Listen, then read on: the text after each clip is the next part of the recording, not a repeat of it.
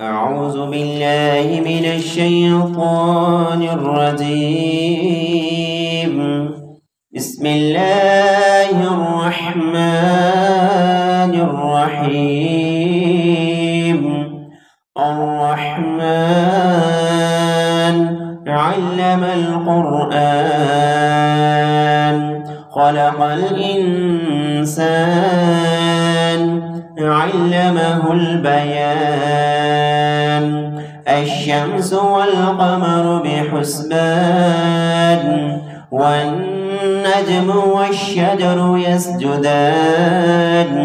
والسماء رفعها ووضع الميزان ألا تطغوا في الميزان وأقيموا الوزن بالقسط ولا تخسروا الميزان.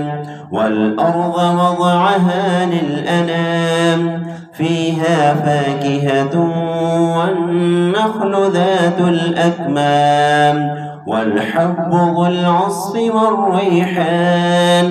فبأي آلاء ربكما تكذبان؟ خلق الإنسان من صلصال كالفخار وخلق الجان من مارج من نار. فبأي آلاء ربكما تكذبان؟ رب المشرقين ورب المغربين. فبأي آلاء ربكما تكذبان؟ مرج البحرين يلتقيان بينهما برزخ لا يبغيان. فبأي آلاء ربكما تكذبان؟ يخرج منهما اللؤلؤ والمرجان. فبأي آلاء ربكما تكذبان؟ وله الجوار المنشآت في البحر كالأعلام. فبأي آلاء ربكما تكذبان؟ كل من عليها فان ويبقى وجه ربك ذو الجلال والإكرام. فبأي آلاء ربكما تكذبان؟ يسأله من في السماوات والأرض كل يوم هو في شأن. فبأي آلاء ربكما تكذبان؟ سنفرغ لكم أيها الثقلان. فبأي آلاء ربكما تكذبان؟ يا معشر الجن والإنس إن استطعتم أن تنفذوا من أقطار السماوات والأرض فانفذوا لا تنفذون إلا بسلطان. فبأي آلاء ربكما تكذبان؟ يرسل عليكما شواظ من نار ونحاس فلا تنتصران. فبأي آلاء ربكما تكذبان؟ فإذا انشقت السماء فكانت وردة كالدهان.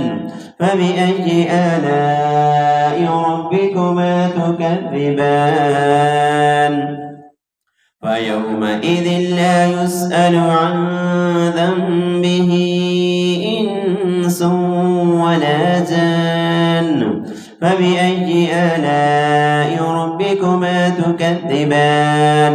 يعرف المجرمون بسيماهم فيؤخذ بالنواسي والأقدام.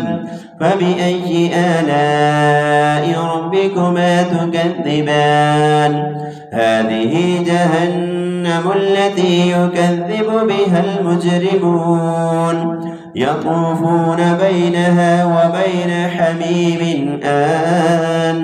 فبأي آلاء تكذبان ولمن خاف مقام ربه جنتان فبأي آلاء ربكما تكذبان ذواتا أفنان فبأي آلاء ربكما تكذبان فيهما عينان تجريان فبأي آلاء ربكما تكذبان فيهما من كل فاكهة زوجان فبأي آلاء ربكما تكذبان متكئين على فرش بطائنها من استبرق وجنى الجنتين دان فبأي آلاء ربكما